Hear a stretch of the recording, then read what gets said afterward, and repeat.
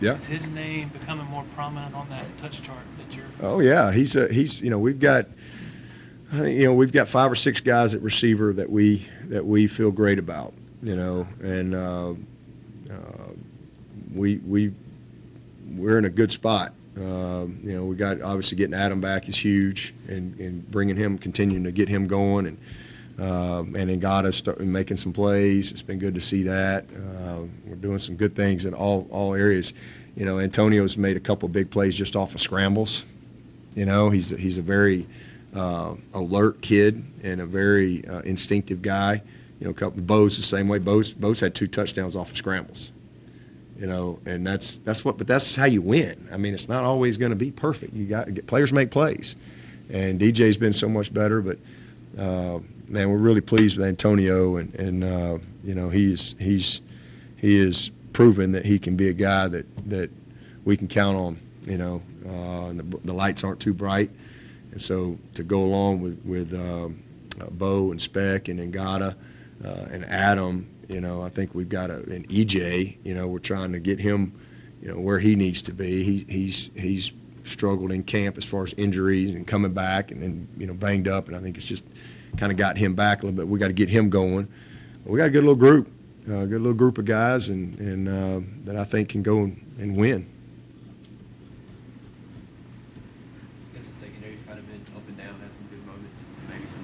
Yeah, they've done a lot of good things. Biggest disappointment there is we've had some busts. Guys are going to make competitive plays. That's football. I mean, there's not any team in the country who doesn't give up a competitive play. That play on Toriano last week, I mean, hey, that's great experience for him. He's right there. I mean, kid made a good play, good throw.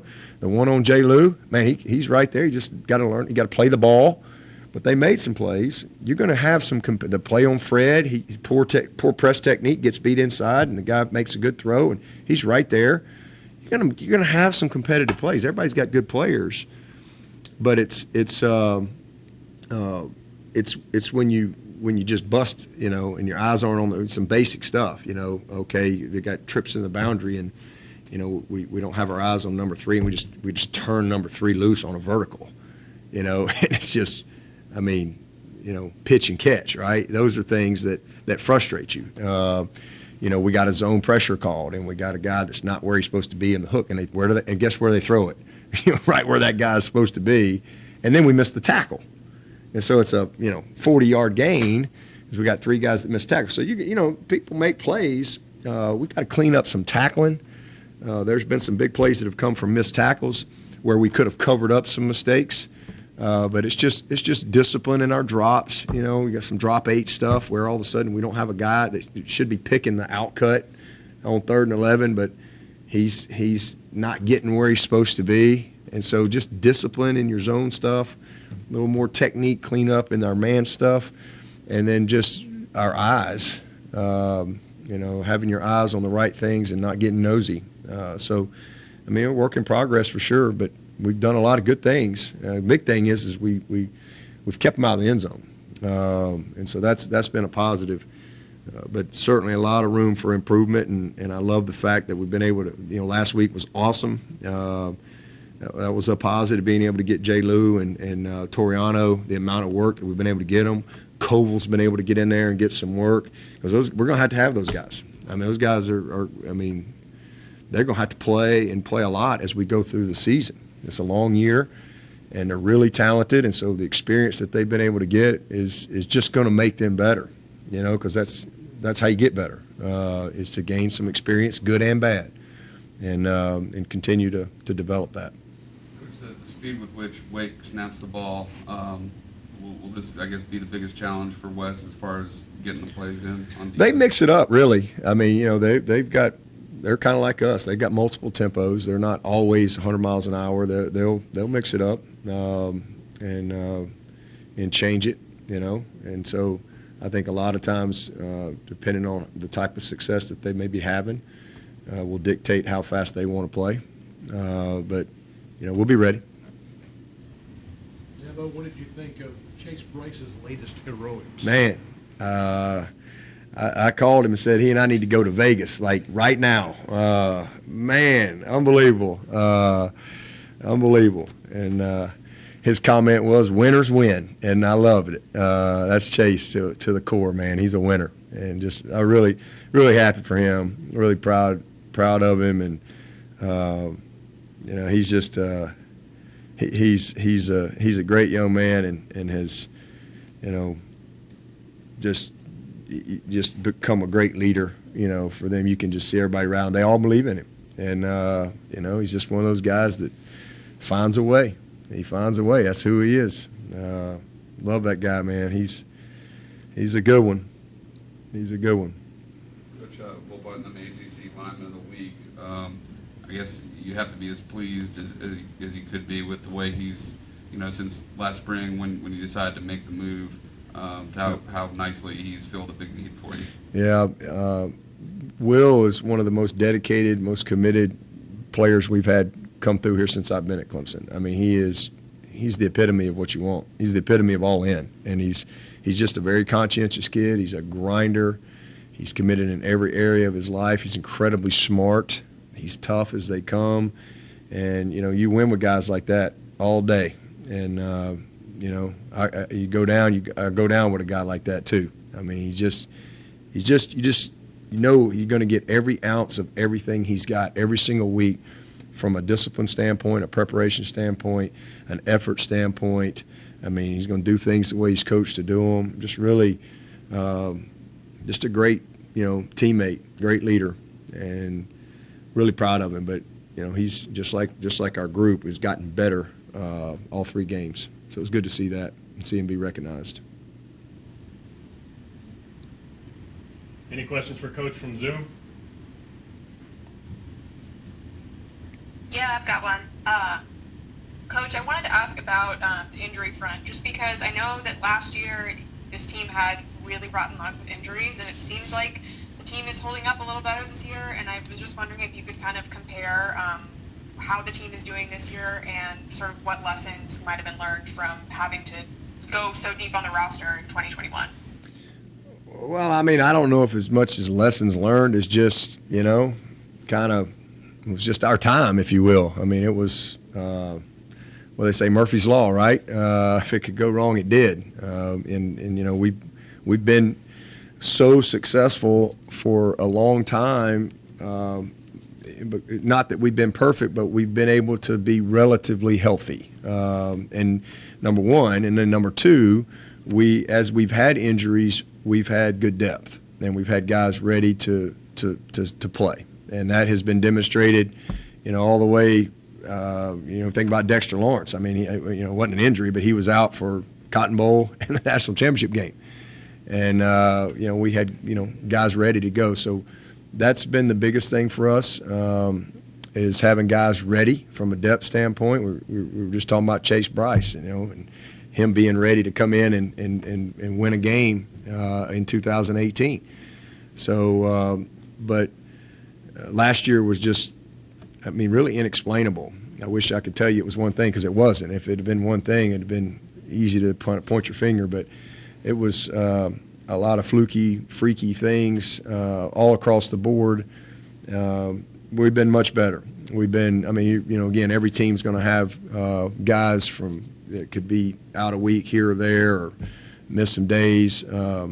But from a season-ending type injury situation like we dealt with last year, it's been a better start. So hopefully that can continue to be the case for us. And our guys have really bought into what we asked them to do, training-wise and wellness-wise, and flexibility and prehab and rehab and all that stuff. Our guys do a great job, but we're no different than anybody else. You'll always have that injury report week in and week out where you got a guy here, a guy there, but long term, as far as the season and those type of things, we're in a good spot.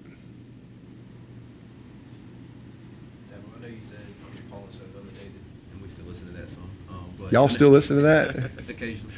I know you said that y'all track everything. I was just wondering, analytics-wise, like how much does that kind of play in to what you've done, to what y'all do, and has it changed it all over the years? Yeah, it's changed it because you just have access to more information and things like that. But it still comes down to your just in-game decisions and guts, feels, and the computer doesn't understand how that defense is playing or this person that's injured or all that stuff. So we look at everything, but at the end of the day, it still comes down to people. You said you talked to Clausen a lot over the years. Just curious, with college football headed toward like a separation between the haves and have-nots, what do you think Wake Forest's place is? Not that it's your job to worry about them, but I'm just curious what your thoughts are on. I know where you think Clemson's headed, but what about the schools that aren't as fortified, I guess, and aren't as serious about? Yeah, I mean, there's always going to be a place for everyone. I think in college football, as there's a restructuring somewhere down the road, I don't know, but Wake Forest is a top 20 program. I mean, it just they are, and they've done that. So I think it's a place that has proven they know how to win, and and they maximize what they have. And I think continuing to invest in football, I think they realize that football is a great front porch for their university as well. So Wake Forest is an outstanding program. I don't see that changing. Coach, I thought it was interesting. DJ told me after the game that the loss of Ella kind of gave him a new outlook and perspective on life. Really made him grateful for every day and want to make the most of every day. Obviously, most of these players haven't lost somebody so close to their own age. Have you seen a lot of introspection like that from your players? Absolutely. This is as tragic as this has been. It's given us, the opportunity to have some, real life conversations, way beyond football. As I said the other day, these guys aren't robots. They're not, androids. They're real people, and and they're not perfect. I'm not perfect. None of y'all are perfect. We all have flaws and mistakes, but it's one of these times in life where you have a chance to have some, deep conversations, and men aren't always, vulnerable, right? And so a lot of vulnerability, a lot of just good life perspective, and I think we all can learn from Ella. This sweet girl. She had written a letter, and she just talked about how bad cancer was. Yes, it's bad, but she said, I have a choice, and I choose to have a great attitude, and I'm going to make the best of each day, and I'm going to, it was just amazing. And then she talked about how cancer changed her. This is a 15-year-old girl, and she's like, cancer has changed me. And then she just goes on, and she's basically telling everybody, she goes, don't hold grudges, love the sport you get to play, appreciate that. She talked about, your family and telling the people you love that you love them. And she just, it was just awesome. And I think, moments like this, as tragic as they are, we all know that time is coming for all of us at some point, and it's one of those things you kind of block out. But you have to live. You have to live each day, and live it to the fullest. And I think to do that, you have to love, and you have to forgive. And as Ella said, don't hold grudges, and have a true appreciation of today. Because that's all we got. None of us are promised tomorrow. None of us. Our equipment manager, GA, Noah Harvin. Noah, mom's coming up here to see him last Friday, and gets in a horrible car wreck and passed away this weekend. She didn't survive. And this is, Noah's got a twin sister. He's got a great family. He's from down there in the Sumter area, and just devastating. Devastating. I think the funeral's tomorrow for his mom, and so these are opportunities for everybody, young and old, to truly gain perspective on what's important, how we should live our life, how we should treat people, how we should, process things, and again, just try to find joy in the journey and find joy in every moment that comes our way, because we can't do anything about yesterday, right? There's no hope for that, and we're not promised tomorrow. So what is there, like 1,440 minutes today? Is that what we got? So just win the day. Just win the day, and because if we all knew this was our last day, how would we live? You'd probably call somebody and tell them you love them, right? And so if we try to live that way, it makes the whole world a better place. And I think Ella exemplified that, right in the midst of the fight of her life and how hard it was. She was an inspiration, and just joyful to everyone every single day. And thankful for every single day that she had. All right, as we wrap up here, before everybody heads out, I wanted to call someone to the front real quick. I didn't realize he was going to be here. Al Adams,